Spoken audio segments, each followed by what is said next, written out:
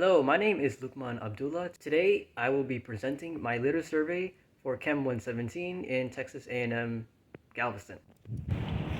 Alright, we are at our first location. Right here is the Tamuk Shell Beach, known for its shells. And overall I covered around 12,000 square feet. Starting from that house back there all the way up to the pole. And most of the stuff found based on my graphs were mostly carbon. In fact, all of the items were carbon-based items. Most all of them were white styrofoam cups. I surveyed this particular area in 2 days. There were slightly to no differences between those 2 days, other than the high tides and the time of day, which on the first day I have surveyed in the evening, and on the second day I have surveyed in the afternoon. So there was not much wind during that time.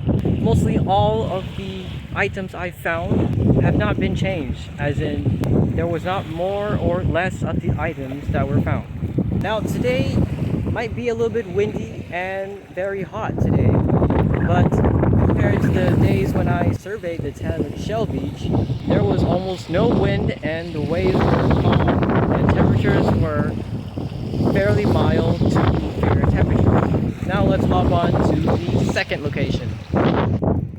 Alright, we are now in the second location, which is called the University Apartments, because we have the apartments right behind me. So for this area, I have conducted around 7,000 square feet of litter from that bench around the apartments in the form of a rectangle. Based on the data found in the University Apartments, all the other metal-based items were found over here, because right here, the University Apartments is located near a dump right over there.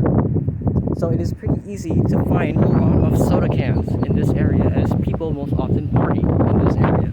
I have conducted this survey in a span of 2 days, although on the first day I have surveyed from February 6th through February 7th. That was because the next day it was actually cloudy. So there were some differences in the temperature and the time of day. So a little bit less on the second chart, on the second day for the litter products I have found. There seems to be more metal litter based products found on the first day. Now let's sum it all up.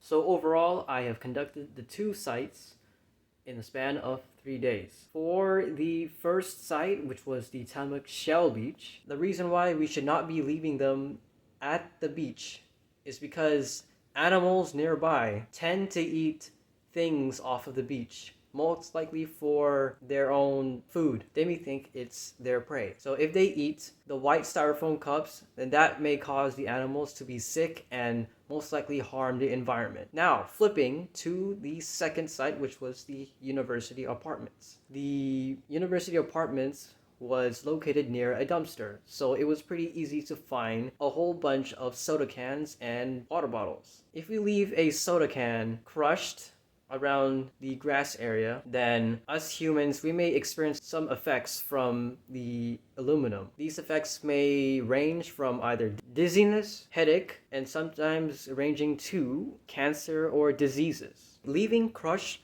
soda cans also on the ground may also cause harm to the soil. Thank you for viewing this litter presentation.